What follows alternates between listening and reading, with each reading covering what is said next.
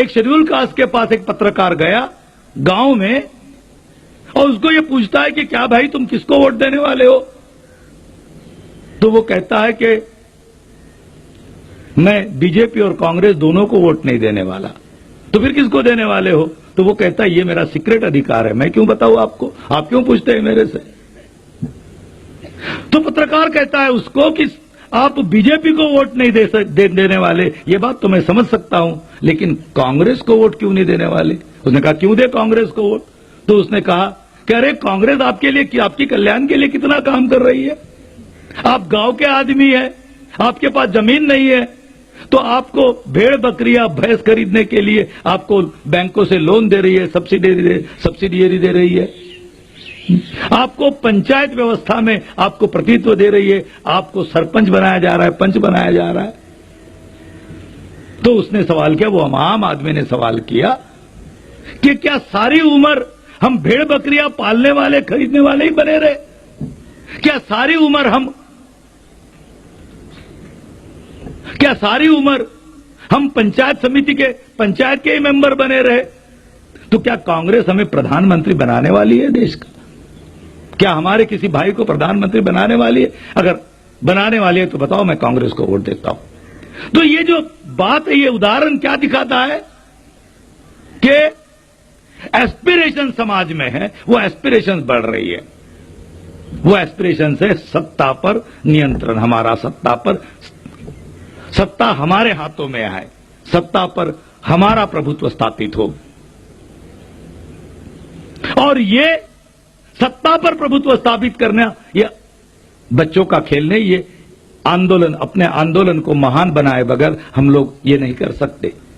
तो जो आम हमारा आदमी है, हमारे समाज का, उसकी जो एस्पिरेशंस बढ़ गई, महत्वाकांक्षाएं बढ़ गई, वो महत्वाकांक्षा फुलफिल करने के लिए समाज में जब वो प्रेरित होता है, कार्यरत होता है,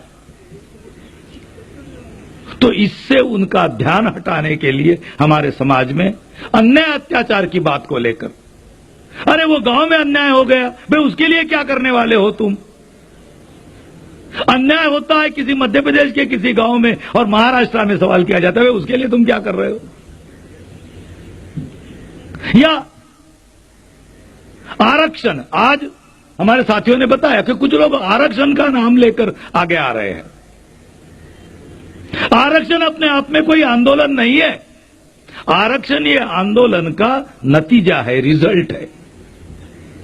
और जिनके आंदोलन की वजह से आरक्षण का नतीजा निकला, उन्होंने केवल आरक्षण के लिए आंदोलन नहीं किया था, उनके आंदोलन का उद्देश्य व्यवस्था परिवर्तन था। व्यवस्था परिवर्तन के लिए समाज परिवर्तन के लिए सत्ता संरचना में परिवर्तन, और सत्ता संरचना से व्यवस्था परिवर्तन।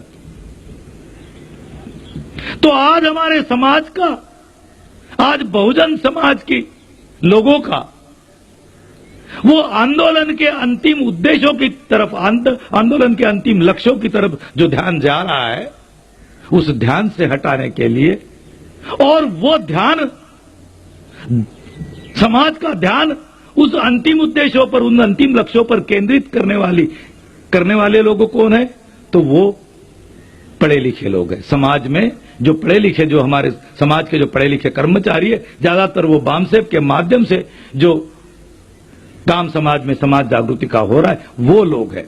तो ये जो सरकारी कर्मचारी है, जो पढ़े लिखे कर्मचारी, ये पढ़े लिखे कर्मचारी ये इस आंदोलन को लेकर चल रहे हैं, तो इनको ही रोका जाए।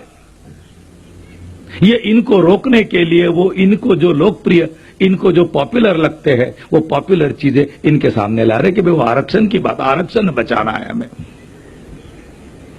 तो ये आरक्षण का नाम लेकर, अन्याय अत्याचार का नाम लेकर हमारे समाज को, हमारे पढ़े लिखे लोगों को डाइवर्ट करने के लिए डाइवर्ट किया जा रहा है, और डाइवर्ट करके उनका आंदोलन से ध्यान हटाया गया। इसके लिए आज जो नेता के नाम पर, नेताओं के नाम पर जो भड़वे और दलाल पैदा हो गए, ये वर्तमान में सबसे खतरा है। क्योंकि राजनीतिक भड़वेगिरी को हम पहचान लेते हैं, लेकिन इसको हम समझ, क्योंकि हमें ऐसा लगता है कि ये हमारे ही आंदोलन की बात है, तो हमें उसमें पड़े, हम अपना काम छोड़कर हम इसमें पड़ जाते हैं।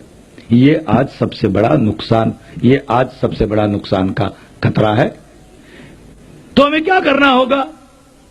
जैसे जैसे क्रांतिवादी आंदोलन बढ़ेगा, वैसे वैसे मैं आपको ये बताना चाहता हूं कि दलालों और भड़वों की संख्या कम नहीं होने वाली। हमारे को बहुत साथियों ने कहा कि भाई इसको कम करो, ये इसको कम कैसे किया, ये ना हो पाए। ये ऐसा नहीं होने वाला। दलाल और भड़वों की संख्या भविष्य में बहुत बड़े पैमाने पर बढ़ने वाली है,